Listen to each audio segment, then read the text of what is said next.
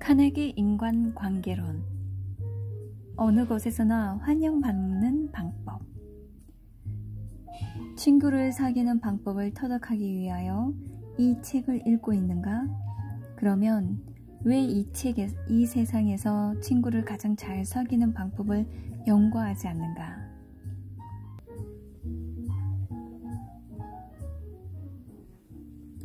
능숙하고 노련한 사람이란 과연 누구일까? 내일 길에서 그를 만날지도 모른다. 당신이 다가가면 그는 매우 반가워할 것이다.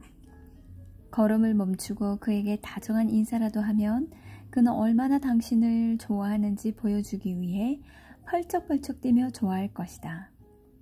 그의 이런 애정 표현에는 어떤 삿된 생각도 전혀 없다는 것을 곧 알게 된다.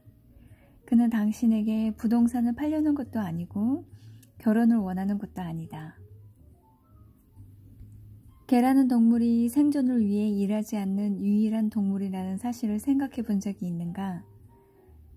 닭은 알을 낳아야 하고 젖소는 우유를 공급해야 하고 카나리아는 노래를 불러야 한다. 그러나 개는 오직 당신에게 사랑을 바쳐 헌신함으로써 살아가고 있다.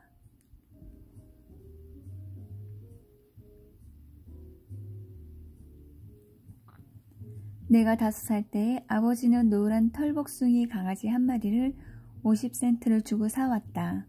강아지는 곧 나의 어린 시절의 빛이자 기쁨이 되었다.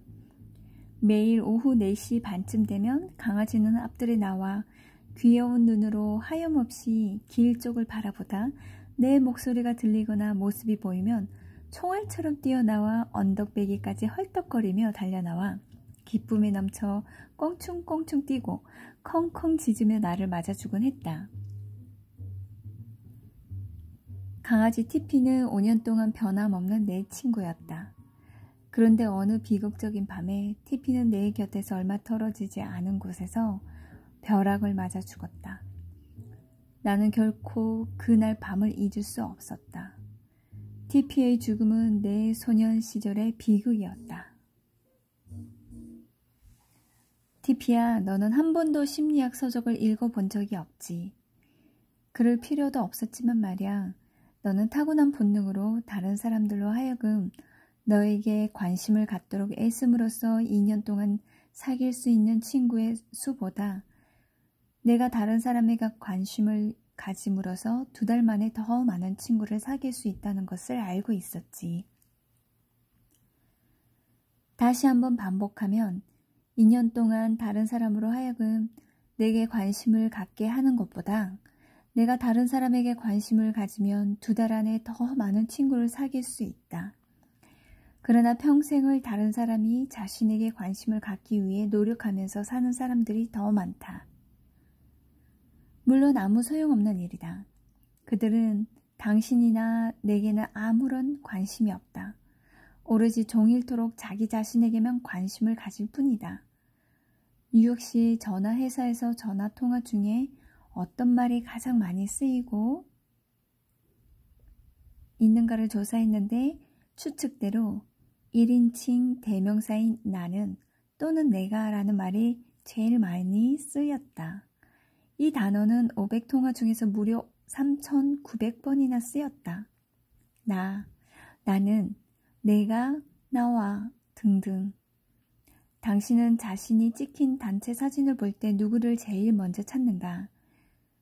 우리가 다른 사람에게 영향을 주고 그들이 우리에게 관심을 갖도록 한다면 실로 진정하고 진실하고 성실한 친구를 사귈 수 없다. 조세핀을 마지막으로 만난 자리에서 나폴레옹은 나는 이 세상에 그 누구보다 운이 좋은 사람이었어. 그러나 이제 이 세상에서 내가 의지할 수 있는 사람은 오직 당신뿐이요 하고 말했다. 그러나 역사가 과연 역사가들은 과연 나폴레옹이 조세핀에게조차 의지할 수 있었는지에 대해 의문점을 갖고 있다. 비엔나에 살고 있는 유명한 심리학자 알프레드 아들러는 인생의 의미는 무엇인가라는 책을 썼다. 이 책에서 저자는 다음과 같이 말하고 있다.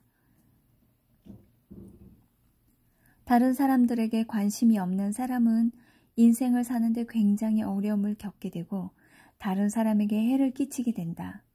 인간의 모든 실패는 바로 이런 유형의 인물에서 비롯된다. 심리학 책들을 아무리 읽어봐도 우리 모두에게 이보다 더 의미심장한 글을 찾기란 그다지 쉽지 않다. 그만큼 아들러의 말은 심오한 뜻을 지니고 있기에 다시 한번 되풀이해 음미할 가치가 있다. 다른 이들에게 관심이 없는 사람은 인생을 사는데 굉장히 어려움을 겪게 되고 다른 사람들에게도 해를 끼치게 된다.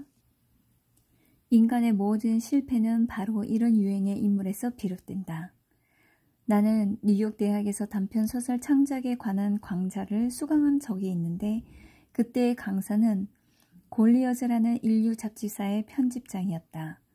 그는 매일 책상 위로 올라오는 독자 투고 단편들 중 하나를 집어들고 몇 귀절만 읽어보면 벌써 그가 사람들을 좋아하는지 아닌지를 알 수 있다고 했다. 작가가 인간을 좋아하지 않으면 세상 사람들 역시 그의 작품을 좋아하지 않는다 하고 그는 말했다. 이 편집장은 소설 창작 기법 강의가 막바지에 이뤘을 때 2번이나 강의를 중단하고 이렇게 말했다. 설교조가 되어 미안하지만 꼭 이 말을 명심해 주십시오. 소설가로서 성공하려면 반드시 타인에게 관심을 가져야 합니다. 소설을 쓰는데 이것이 필요하다면 사람들을 다룰 때에도 얼굴을 맞댈 필요가 있다고 생각해야 할 것이다. 나는 하워드 더스톤이라고 하는 유명한 마술사가 브로드웨이 쇼의 마지막 출연하던 밤에 그의 분장실로 찾아간 적이 있다. 40년 동안 더스톤은 전 세계를 순회 공연하면서 환상을 만들어냈고 청중을 현혹시켜 손에 땀을 쥐게 만들었다.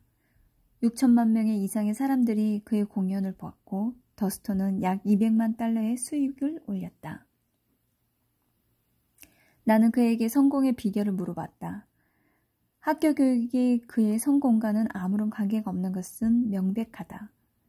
그는 어렸을 적에 가출해서 불황하러 떠돌며 화차에 들어가 건초더미 위에서 잠을 자기도 했다. 또한 문정걸식하면서 철도길에 세워져 있는 표지판을 보고 글자를 익혔다고 한다. 그렇다고 그가 남보다 뛰어난 마술법을 지닌 것도 결코 아니었다.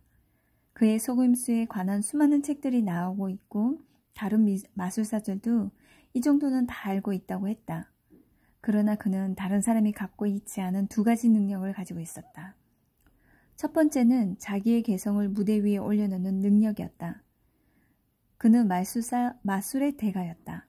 더스턴은 인간의 본성을 이해했다. 그가 취하는 모든 동작, 목소리, 눈썹을 움직임 하나하나가 모두 사전에 치밀하게 연습된 것들이었다. 따라서 그의 동작 하나하나는 몇 분의 1초까지도 타이밍이 계획된 것이었다. 다음으로 그는 인간에 대한 진실한 관심과 애정을 가지고 있었다. 더스턴은 많은 마술가들이 마술을 시작하면서 관중석을 내려다보면서 스스로에게 하하, 얼빠진 사람들이 꽤 많이 모였군. 저런 멍청이들을 속이는 것은 아주 쉬운 일이야. 하고 말한다고 했다. 그러나 그는 달랐다. 그는 무대에 오를 때마다 나를 보러 사람들이 이렇게 많이 와주다니 얼마나 고마운 일인가. 저들이야말로 나로 하여금 내가 하고 싶어하는 일을 하면서 살게 해주고 있으니 나도 최선의 연기를 보여드려야지 하고 스스로 다짐했다고 한다. 관중 앞에 나서기 전에 그는 몇 번이고 나는 관중을 아끼고 사랑한다 라는 말을 되풀이하고 한다고 했다. 우선 행동이라고? 어리석다고? 물론 당신 마음대로 생각할 수 있다. 나는 그저 이 위대한 마술가가 가진 비법을 알려주고 싶을 뿐이다. 펜실베니아 주 노스윌런에 살고 있는 조지 다이크는 자기가 경영하던 주유소 자리에 새로운 고속도로가 건설되자 할 수 없이 30년 동안이나 일하던 곳을 떠나야만 했다. 얼마 지나지 않아 지루함이 그를 괴롭히기 시작했다.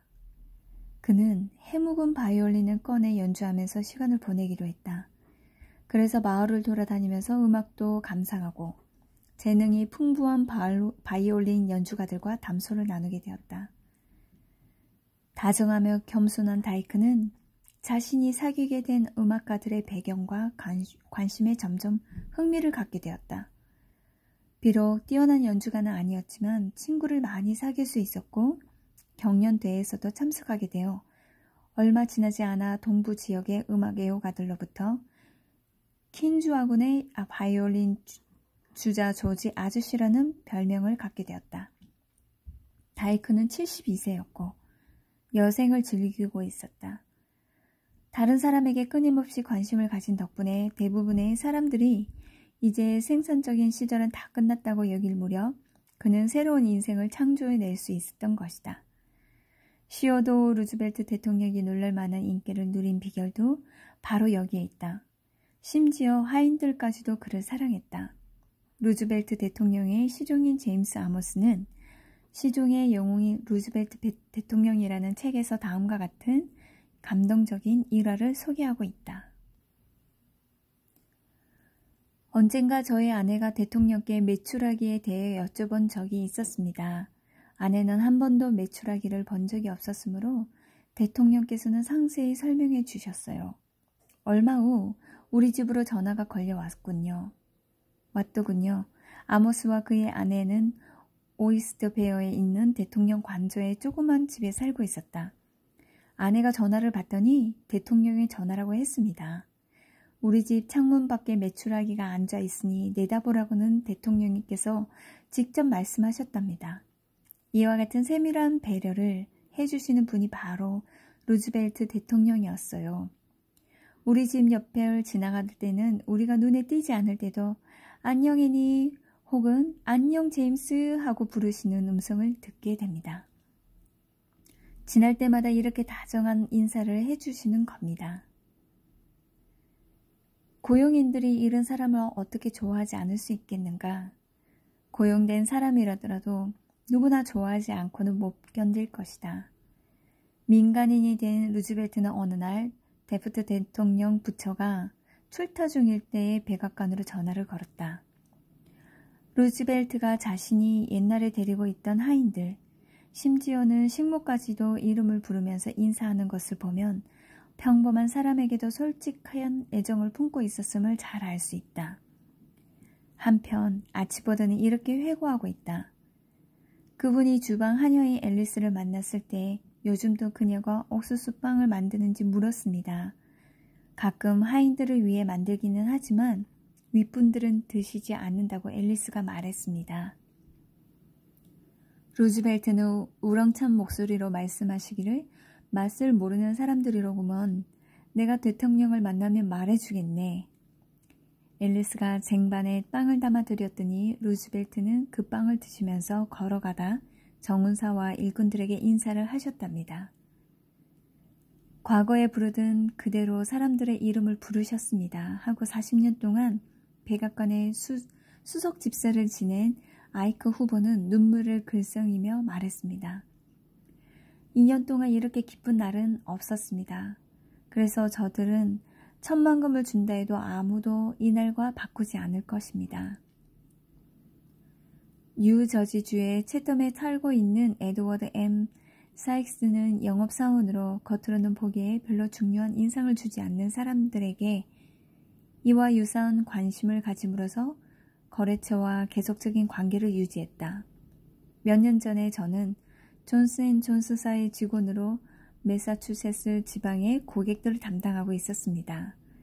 거래선 중에 약국 하나가 힝햄에 있었는데 저는 이 약국에 들을 때마다 점원들과 먼저 인사를 하고 나중에 주인과 이야기를 나누곤 했습니다. 어느 날 약국에 들렀더니 약국 주인이 더 이상 존슨앤존슨 제품에 관심이 없으니 거래를 끊겠다는 것이었습니다. 그 이유는 존슨사 측에서 주로 식품 가게와 할인 매장에만 신경을 쓰고 있어서 자기네 같은 작은 약국에 손해를 입히고 있다는 것이었습니다. 저는 실망한 나머지 그곳을 나와 몇 시간을 여기저기 차를 타고 돌아다녔습니다. 그러다가 저는 다시 그 가게 주인을 찾아가 제 입장을 설명하기로 했습니다. 다시 들어가서 여느 때와 마찬가지로 점원들에게 인사를 했습니다. 그리고 주인에게 갔을 때 주인은 미소를 지며 돌아온 것을 환영하더니 평상시에 2배가 되는 주문을 하는 것이었습니다. 저는 깜짝 놀라 어떻게 된 일이냐고 물었습니다. 주인은 한 젊은 점원을 가리키며 그가 주인인 자기에게 하는 말이 가게에 들어와 점원에게 인사하는 몇 안 되는 세일즈맨 중에 하나가 저라고 했다는 것입니다. 어떤 영업사원이 우리 약국과 거래를 할 자격이 있다면 그것은 바로 그 사람이라고 말했다는 것이었어요. 그 후 약국 주인은 단골 고객이 되었습니다. 세일즈맨이 갖추어야 할, 아니 모든 사람이 갖추어야 할 중에 중요한 자질은 다른 사람에게 친절한 마음에서 우러나오는 관심을 가지는 것이라는 사실을 잊을 수가 없었습니다. 나는 아무리 바쁜 사람이라 하더라도 진실된 마음으로 관심을 가지면 그들로부터 관심과 협조를 얻을 수 있다는 사실을 경험을 통해서 얻었다. 한 예로 몇 년 전에 나는 브루클린의 예술과학재단에서 소설 창작 기법에 관한 강의를 개최한 적이 있다. 캐더린 노리스, 페니 허스트, 아이다 타벨, 엘버터 페이슨턴, 그리고 루페트 휴즈와 같은 저명한 작가들을 브루클린에 모셔오기로 했다. 나는 그들의 작품을 좋아하며 우리에게 성공의 비결을 가르쳐달라는 내용의 편지를 보냈다. 편지마다 150여 명의 학생들이 서명했다. 그리고 그들이 너무 바쁜 분이라 강의를 준비할 시간이 없을 것이라고 편지에 덧붙였다. 그래서 우리는 그들이 자신과 자신만의 소설 창작 기법에 대해서 말할 수 있도록 1년의 설문지를 동봉했다. 그들은 이것을 좋아했다. 어느 누가 싫다고 하겠는가. 그들은 기꺼이 브루클린까지 와서 우리에게 도움을 주었다. 나는 이런 방법을 이용하여 테오도어 루즈벨트 내각의 재무장관 레슬리 M. 쇼, 태프트 내각 법무장관인 조지 W. 워크샴, 월리엄 제닝스 브라이언, 프랭클린 D. 루즈벨트 등 수많은 저명 인사들을 초대해서 나의 광자에서 연설하도록 했다. 우리 모두는 공장 노동자이든 사무원이든 혹은 왕관을 쓴 임금이든 자신을 존경하는 사람을 좋아하게 마련이다. 독일 황제를 예를 들어보자. 제1차 대전이 거의 끝날갈 무렵 황제는 전 세계적으로 가장 경멸받는 인물이 되었다. 심지어 황제가 목숨을 부지하기 위해 네덜란드로 도망갔을 때도 대중들은 그를 배척했다. 황제에 대한 증오심이 너무 커 많은 사람들이 그를 갈기갈기 찢어서 화형에 처하고 싶어 했다. 이런 격렬한 분노 속에서 한 어린아이가 황제에게 찬미와 존경심이 가득 담긴 편지를 보냈다. 소녀는 그를 황제로서 사랑하고 존경하고 있다고 썼다. 황제는 이 편지에 크게 감동하여 그 소년을 자기 집으로 초청했다. 소년과 그의 어머니가 함께 갔는데 그 후 황제는 이 소년의 어머니와 결혼했다. 이 소년은 친구를 사귀고 사람을 설득하는 법에 관한 책을 읽을 필요가 없었다. 본능적으로 알고 있었기 때문이다. 친구를 사귀고 싶으면 자기 자신을 버리고 다른 사람을 위해 무언가를 해주어라. 이런 일에는 시간, 노력, 희생, 그리고 사려 깊은 마음이 필요하다. 윈조공이 영국의 황태자였을 때 남미로 여행할 계획이 있었다.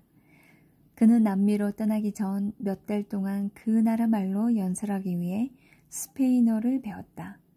그 결과 남미에서의 공예 인기는 대단한 것이었다. 수년 전부터 나는 친구들의 생일을 모두 기억하고 있다. 나는 점성술을 전혀 믿진 않았지만 친구들에게 생일이 인격이나 기질과 어떤 관계가 있는지 물어보고는 얘기 도중에 그들의 생일을 가르쳐 달라고 했다. 생일이 11월 24일이라면 마음속으로 11월 24일을 계속 대노했다. 친구와 헤어진 이후 바로 이름과 생년월일을 노트에 옮겨 적었다. 그 뒤 새해가 되면 눈에 띄게 달력에 표시를 해놓았다. 그날이 오면 편지는 전보를 쳤다. 그 결과는 놀랄만한 것이었다. 종종 그날을 기억해주는 사람은 이 세상에서 나 혼자뿐이었으니 말이다. 친구를 사귀고 싶으면 생기 있고 열정적인 태도로 사람들을 맞이하라. 전화를 받을 때도 이와 같은 똑같은 마음을 하라. 전화를 걸어 매우 기쁘다는 투로 여보세요 하고 말해보라. 회사에서 전화 교환원에게 걸려오는 전화마다 관심과 열의를 가진 목소리로 응답하게 하는 훈련을 하면 전화를 건 사람들이 이 회사가 자신에게 관심을 갖고 있다고 믿게 된다. 내일 아침 전화를 받을 때 꼭 이 사실을 기억해 두자. 모든 사람에게 진심으로 관심을 보이면 친구를 사귈 뿐만 아니라 그를 회사의 훌륭한 단골 고객으로 만들 수 있다. 뉴욕 노스 아메리칸 내셔널 뱅크의 사보에 그 은행의 예금주인 마들린 로즈데일 부인이 보낸 편지가 실려 있었다. 귀하의 은행 직원들에게 무엇라 감사의 말을 드려야 할지 모르겠군요. 모든 분들이 아주 예의 바르고 정중하게 도움을 주십니다. 오랫동안 줄을 서서 기다리다가 창고에서 반갑게 맞아주니 얼마나 기쁜지 몰라요. 작년에 저희 어머니께서 5살 동안 병원에 입원한 적이 있었습니다. 저는 종종 출납계원인 마리 페트루첼로 양을 만났는데 그럴 때마다 그녀는 저희 어머니 건강을 걱정해주면서 차도가 있는지도 물어보더군요. 로즈데일 부인이 이 은행과 계속해서 거래할 것이라는 사실에 대해 의심할 여지가 있을까? 뉴욕의 어느 인류은행에 근무하고 있는 찰스 R. 윌터스는 모 회사에 대한 기밀 문서를 작성하는 임무를 맡게 되었다. 그는 급하게 필요한 이 문서 작성에 꼭 필요한 정보를 갖고 있는 유일한 사람을 알고 있었다. 윌터스가 그의 사무실에 들어가자 젊은 아가씨가 문 사이로 고개를 내밀며 그날은 우표가 없다고 사장에게 말하고 있었다. 12살 먹은 아들 녀석을 위해 우표를 수집하는 중이라고 하면서 사장이 윌터스에게 말했다. 윌터스는 용건을 말하고 질문을 시작했지만 사장은 관심 없다는 태도를 취했다. 그는 사장이 지금 인터뷰를 하고 싶지 않은 눈치라 어떻게 해볼 도리가 없었다. 결국 인터뷰는 단시간에 끝나고 얻은 것이라는 건 아무것도 없었다. 윌터스는 솔직히 말해서 그땐 어떻게 해야 좋을지 막막했습니다. 하고 우리 광장에 나와 말했다. 그러자 갑자기 비서가 그에게 한 말이 생각나더군요. 우표 12살 난 아들. 그리고 우리 은행의 외환계가 전 세계에서 날아오는 편지의 우표를 모으고 있다는 사실이 문득 생각났어요. 다음 날 오후 나는 그 사장을 찾아가 아들에게 줄 우표를 갖고 왔다고 말했죠. 물론 열렬히 환영을 받았습니다. 설사 그가 국회의원에 출마했더라도 그처럼 열렬히 악수를 할 수 없었을 것입니다. 사장은 활짝 웃으며 저에게 호의를 나타냈습니다. 우리 조지 녀석이 무척 좋아하겠군요. 하고 말하면서 우표를 만졌습니다. 이 우표는 정말 훌륭하니 보물감이요 하며 무척 기뻤습니다. 우리는 우표 얘기를 나누고 그의 아들 사진을 보면서 30분을 보냈습니다.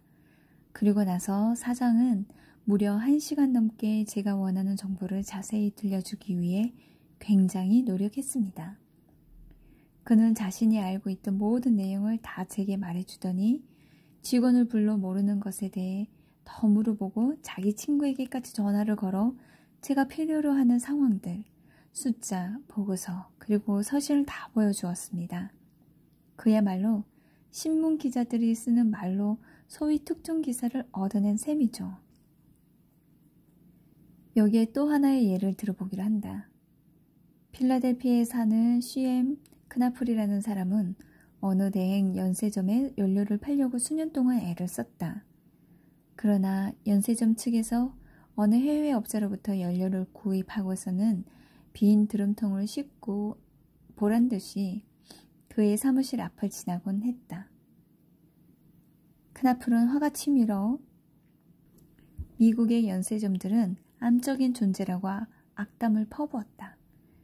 크나플은 그때까지도 자신이 왜 그 연세점에 연료를 팔지 못하고 있는지 모르고 있었다.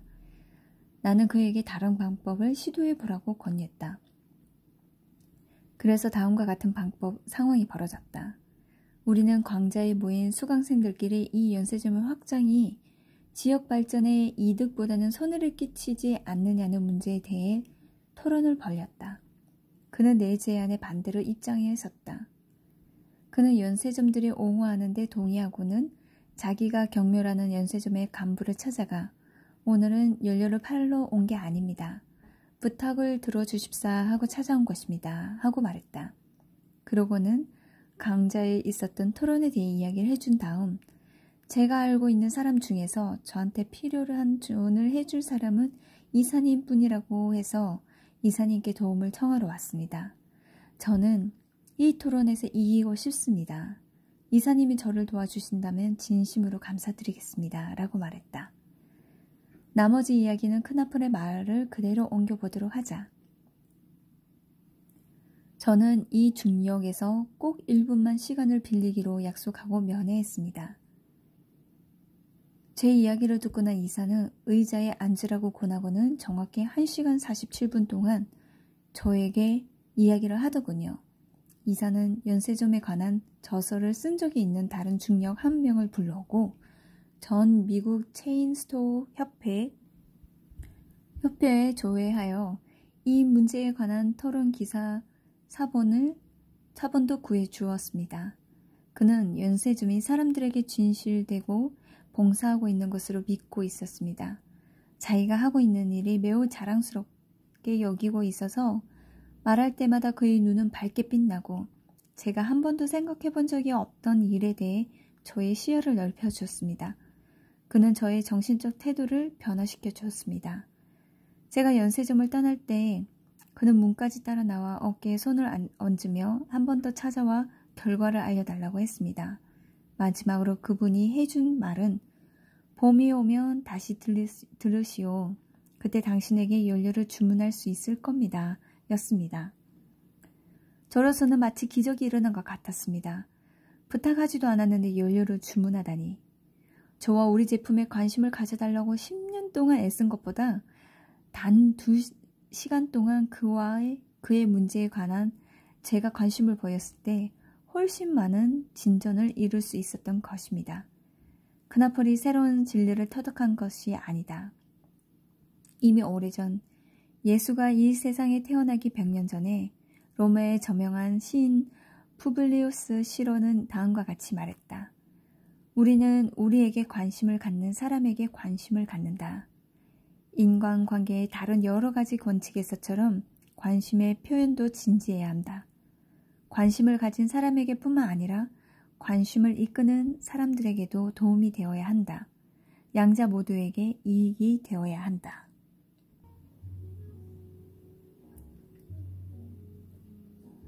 원칙 1. 다른 사람에게 순수한 관심을 기울여라.